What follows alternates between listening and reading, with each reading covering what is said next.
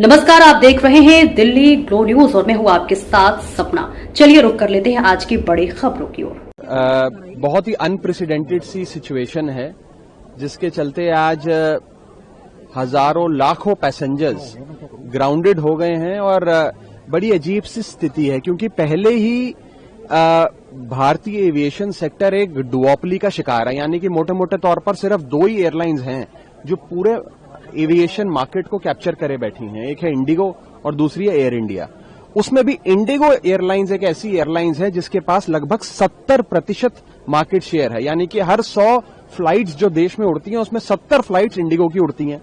इतनी बड़ी एयरलाइंस जो देश को एक कोने से दूसरे कोने को से लोगों को जोड़ती है, आज अगर वो ठप हो जाती है, बंद हो जाती है, तो जाहिर तौर पे पैसेंजर्स को बहुत ज्यादा परेशानी झेलनी पड़ रही है। मेरे कुछ सवाल हैं। पहला सवाल तो ये है कि डीजीसीए ने अगर एफडीटीएल का ये पूरे नियम लागू करने ही थे तो इस पूरी रेगुलेटरी फ्रेमवर्क का पहले ऑडिट करना चाहिए था कि क्या एयरलाइंस के पास इतनी बैंडविड्थ है, इतनी बेंच स्ट्रेंथ है, पायलट रोस्टर इस प्रकार का है कि वो कर पाएंगे।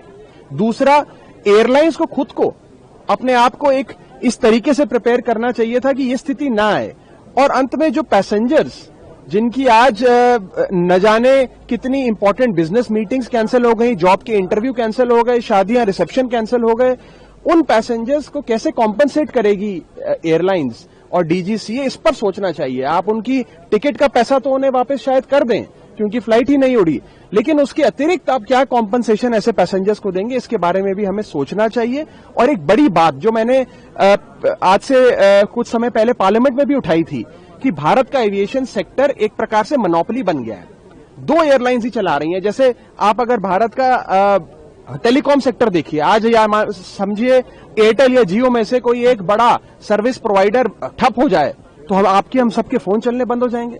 उसी प्रकार से अगर एक ही एयरलाइंस 70% एयर ट्रैफिक चला रही है इस देश का, अगर वो ठप हो जाए तो यही होगा कि सब लोग ग्राउंडेड हो जाएंगे। और कई सारे सांसद आज जो सदन में बैठे थे, फ्राइडे को आप सब जानते हैं कि तमाम सांसद पूरे हफ्ते का पार्लियामेंट्री लेजिस्लेटिव बिजनेस समाप्त करके अपने अपने क्षेत्र जाते हैं कि सैटरडे संडे में लोगों के बीच रहकर काम करें। आज तमाम सांसद भी इस इंडिगो की फ्लाइट कैंसिलेशन के चलते परेशान हो रहे हैं। वो अपने क्षेत्र नहीं पहुंच पा रहे हैं, उनके वहां कार्यक्रम लगे हैं, लोगों की समस्याएं सुननी है, वो भी नहीं हो पा रहा है। तो कुल मिलाकर स्थिति गंभीर है और मैं उम्मीद करता हूं कि सरकार जल्द से जल्द इस पे कोई ठोस कदम उठाएगी और आगे से खासतौर पर सिविल एविएशन मंत्रालय जो है वो इन चीजों का ध्यान रखेगा और कोई भी रेगुलेटरी फ्रेमवर्क लाने से पहले उसका मुस्तैदी से ऑडिट करेगा और एयरलाइन की प्रेपरेटरी कोशिशें हैं उसका भी जायजा लेगा। आपने मोनोपोली की बात की, किसकी मोनोपोली की बात कर रहे हैं? देखिए, आज प्राइवेट एयरलाइंस की मोनोपोली है।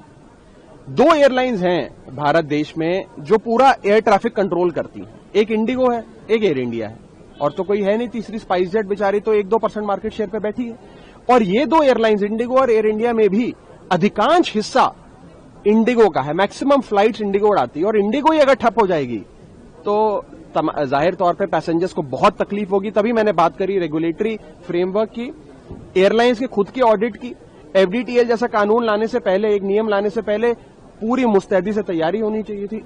और सबसे जरूरी, पैसेंजर्स जो हैं उनकी कॉस्ट, उनकी जो आप टिकट कॉस्ट को तो शायद रीइंबर्स कर दें, लेकिन जिसकी शादी कैंसिल हो गई, रिसेप्शन पोस्टपोन हो गया, जॉब इंटरव्यू नहीं दे पा रहा, स्टूडेंट एग्जाम के लिए नहीं पहुंच पा रहा, कोई बिजनेस मीटिंग के लिए नहीं पहुंच पा रहा, किसी के घर में कोई बीमार है, वो उससे अस्पताल जाकर एक शहर से दूसरे शहर मिलना चाह रहा है, वो नहीं कर पा रहा, उनकी जो ये ह्यूमन कॉस्ट है, जो कि इमोशनल कॉस्ट है, एक अपॉर्चुनिटी कॉस्ट है, इसका खामियाजा कौन भुगतेगा? पार्लियामेंट में उठाएंगे?